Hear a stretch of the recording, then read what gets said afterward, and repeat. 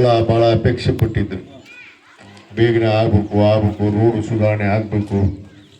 ಯಾಕಂದರೆ ಇದು ಕಳೆದ 10 ವರ್ಷದಿಂದ ಈ ರಸ್ತೆನೇ ಮಾಡಿರಲಿಲ್ಲ.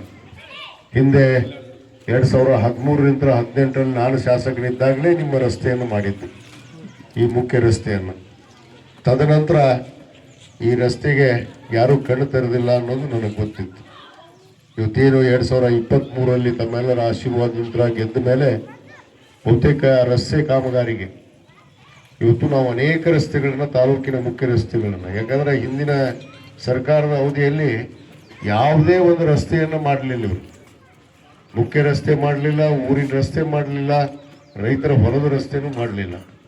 ಯಾಕಂದರೆ ಹಿಂದಿನ ಅವಧಿಯಲ್ಲಿ ನಮ್ಮ ಸಿದ್ದರಾಮ ದೇಸಾಯಿ ಅವರು ಹೇಳಿದ ಹಾಗೆ ಇವತ್ತು ನಿಮ್ಮ ಕೆರೆಗೆ ಹೋಗೋ ರಸ್ತೆ ಇರ್ಬೋದು, ಗಾಂಧಾಳಗೆ ಹೋಗೋ ರಸ್ತೆ ಇರ್ಬೋದು, ಅನೇಕ ಪ್ರಮುಖ ರಸ್ತೆಗಳನ್ನು ಇವತ್ತು ನಾವು ಅಭಿವೃದ್ಧಿಪಡಿಸಿದ್ವಿ ಅನ್ನೋದನ್ನು ನಿಮಗೆ ಈ ಸಂದರ್ಭದಲ್ಲಿ ಮತ್ತೊಮ್ಮೆ ನೆನಪಿಸೋದಕ್ಕೆ ಬಯಸ್ತೇನೆ.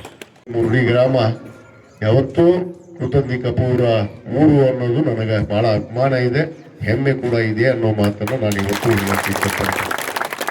ಆ ಒಂದು ನಿಟ್ಟಿನಲ್ಲೇ ಇವತ್ತು ಸುಮಾರು 2.5 ಕೋಟಿ ರೂಪಾಯಿ ವೆಚ್ಚದ ಈ ಒಂದು ರಸ್ತೆಯನ್ನು ಸುಧಾರಣೆ ಮಾಡಿ 5.5 ಮೀಟರ್ ಅಗಲ ರಸ್ತೆ. ಬಹುತೇಕ ನಮ್ಮ ಶರಣಪ್ಪ ಸೂರಿ ಎಲ್ಲಿ ಹೊಲ ಹೋಗುತ್ತೆ ಅಂತ ಅಂಜಾಕತ್ತಾರೆ. ಯಾರ್ಯಾರು ಹೊಲ ಹೋದರೂ ಬಿಡಬೇಕು ಅಷ್ಟ, ಏನು ಮಾಡೋಕ್ಕಾಗಲ್ಲ. ರಸ್ತಾದ ಅಗಲ ಎಷ್ಟಿರುತ್ತೆ ಅಷ್ಟು ಮಾಡಲೇಬೇಕಲ್ಲ, ಬಿಡಬೇಕು.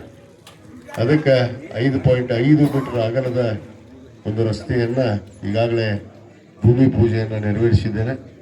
ಏನು ಸುಮಾರು 70 ಮೀಟರು ಅದು ನಮ್ಮ ತಾಲೂಕಿನ ಬಾರ್ಡ್ರ್ವರೆಗೂ, ಬಹುತೇಕ ಆ ಕಡೆ ನಮ್ಮ ಕುಷ್ಟಗಿ ಬಾರ್ಡರ್ ಬರುತ್ತೆ, ಆ ಬಾರ್ಡ್ರ್ವರೆಗೂ 70 ಮೀಟರ್ ಉಳಿದಿತ್ತು ಅಂತ ಹೇಳಿದ್ದು ಈಗಾಗಲೇ ನಾನು ಗುತ್ತಿಗೆದಾರರಿಗೆ ಹೇಳಿದ್ದೀನಿ, ನಮ್ಮ ಅಭ್ಯರ್ಥರಿಗೂ ಕೂಡ ಹೇಳಿದ್ದೀನಿ. ಆ 70 ಮೀಟರ್ನು ಮುಗಿಸ್ಬಿಟ್ರಿ ಅಂತ ಹೇಳಿದ್ದೀನಿ. ಅದಕ್ಕೆ ಮುಖ್ಯದ ಅನುದಾನವನ್ನು ನಾನು ಇಲಾಖೆಯಿಂದ ತಂದು ಕೊಡುವಂಥ ಕೆಲಸ ನಾನು ಮಾಡ್ತೀನಿ ಅನ್ನೋ ಮಾತನ್ನು ಕೊಟ್ಟಿನಿ. ಅದನ್ನು ಮಾಡಿಕೊಡುವಂಥ ಕೆಲಸ ನಾನು ಮಾಡ್ತೀನಿ ಅನ್ನೋ ಮಾತನ್ನು ಈ ಸಂದರ್ಭದಲ್ಲಿ ಹೇಳಕ್ಕೆ ಇಚ್ಛೆಪಡ್ತೇನೆ. ಮತ್ತು ಇನ್ನೂ ಹಲವಾರು ಬೇಡಿಕೆಗಳು, ಈಗಾಗಲೇ ಶರಣಬಸವೇಶ್ವರ ದೇವಸ್ಥಾನ ಇರ್ಬೋದು, ನಮ್ಮ ಭೀಮಾಂಬಿಕೆ ಒಂದು ದೇವಸ್ಥಾನದ ಸಮುದಾಯ ಭವನಕ್ಕೆ ಇರ್ಬೋದು, ಇಲ್ಲಿ 10 ಲಕ್ಷ ರೂಪಾಯಿ ಕೊಟ್ಟಿದ್ದೀನಿ, ಅಲ್ಲಿ 25 ಲಕ್ಷ ರೂಪಾಯಿ ಕೊಟ್ಟಿದ್ದೀನಿ. ಇನ್ನೂ ಅನೇಕ, ಮತ್ತು ದ್ಯಾಮೋಹ ದೇವಸ್ಥಾನಕ್ಕೆ ಕೂಡ ಮೊನ್ನೆ ನಮ್ಮ ಶ್ರೀರಾಮ್ ದೇಸಾಯಿ ಅವರು, ಅನೇಕ ನಮ್ಮ ಶಿವ ಬನ್ನಿಯವರು, ನಮ್ಮ ಬನ್ನಿ ಮೇಡಮ್ ಅವರು ಎಲ್ಲರೂ ಹೇಳಿದಾಗ ಆ ದ್ಯಾಮೋಹ ಗುಡಿಗೂ ಕೂಡ ಈಗ ತಕ್ಷಣ ಅನುದಾನವನ್ನು ಹಾಕಿ ಕೊಡ್ತೀನಿ ಅನ್ನೋ ಮಾತನ್ನು ಈ ಸಂದರ್ಭದಲ್ಲಿ ಹೇಳಕ್ಕೆ ಇಚ್ಛೆಪಡ್ತೀನಿ. ನಾಳಿಂದ ನೀವು ಕರೆಂಟ್ ತೊಂದರೆ ಇಲ್ಲದಂಗೆ ನೋಡ್ಕೊಳ್ಳೋ ಜವಾಬ್ದಾರಿ ನಾನು. ಅದು ಹೆಂಗೆ ಅವ ಸೆಕ್ಷನ್ ಆಫೀಸರ್ ಇರಲಿ, AEE ಇರಲಿ.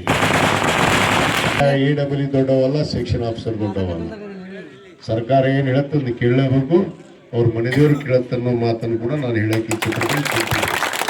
ನಾಳಿಂದ ಬಿಟ್ಬಿಡಿ, ಈಗ ಬಿಡು. ನಾಳಿಂದ ತೊಂದರೆ ಬಂದು ನನಗೆ ಫೋನ್ ಹಚ್ಚಿನಿ, ನಾನು ನಿನಗೆ ಫೋನ್ ಎತ್ತೀನಿ, ಆಯ್ತಾ? ನನಗೆ ಫೋನ್ ಹಚ್ಚಿ ನಾಳಿಂದ ಕರೆಂಟ್ ತೊಂದರೆ ಆದ್ರೆ ಆಮೇಲೆ ಹೇಳ್ರಿ, ನಾನು ಇವತ್ತೇ ಕಳಿಸ್ತೀನಿ ಅವ್ರಿಗೆ. ಅದೇನಿದೆ ಅದು ಸರಿಪಡಿಸುವಂಥ ಕೆಲಸ ಮಾಡ್ತೀನಿ ಅನ್ನೋ ಮಾತನ್ನು ಹೇಳ್ತಾ, ಇವತ್ತೇನು ನಮ್ಮ ಶಾಲೆಗೆ ಏನು ಶೌಚಾಲಯ ಇಲ್ಲ ಮತ್ತು ಬಿಸಿ ಊಟದ ಕಟ್ಟಡ ಕೂಡ ಬೇಕು ಅಂತ ತಾವು ಒಂದು ಮನವಿಯನ್ನು ಕೊಟ್ಟಿದ್ರಿ, ಅದನ್ನು ಕೂಡ ಮಂಜೂರಾತಿಯನ್ನು ಮಾಡಿಕೊಡ್ತೀನಿ ಅನ್ನೋ ಮಾತನ್ನು ಈ ಸಂದರ್ಭದಲ್ಲಿ ಹೇಳಕ್ಕೆ ಇಚ್ಛೆಪಡ್ತೇನೆ.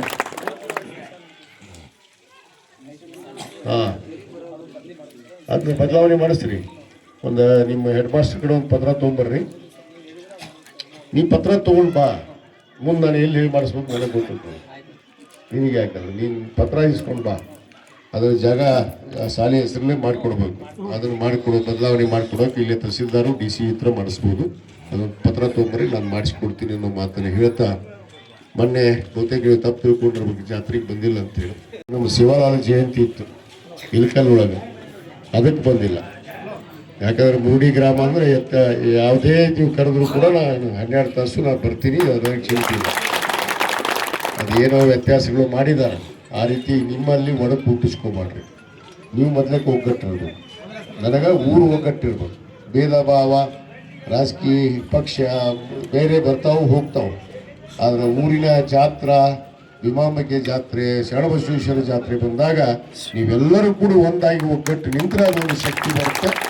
ಆ ಶಕ್ತಿಯನ್ನು ಕಳ್ಕೊಳ್ಳುವಂಥ ಕೆಲಸ ತಾವು ದಯವಿಟ್ಟು ಯಾರು ಮಾಡಬಾರ್ದು. ನಾನು ನೇರವಾಗಿ ವಿನಂತಿ ಮಾಡ್ಕೊತೀನಿ, ಆ ಶಕ್ತಿಯನ್ನು ಮುರಿಯುವಂಥ ಕೆಲಸ ಯಾರು ಮಾಡೋಕ್ಕೆ ಹೋಗ್ಬೇಡ್ರಿ. ಎಲ್ಲರೂ ಮೊದಲು ಒಗ್ಗಟ್ಟಾಗೈತೆ. ನೀವು ಒಗ್ಗಟ್ಟಿದ್ರೆ ನಮಗೆ ಖುಷಿ. ಆ ಒಗ್ಗಟ್ಟಿನಲ್ಲಿ ಬಲ ಇರುತ್ತೆ. ಆ ನಿಟ್ಟಿನಲ್ಲಿ ತಾವೆಲ್ಲ ಒಗ್ಗಟ್ಟಾಗಿ ಇರ್ರಿ ಅನ್ನೋ ಮಾತನ್ನು ಈ ಸಂದರ್ಭದಲ್ಲಿ ಹೇಳಿ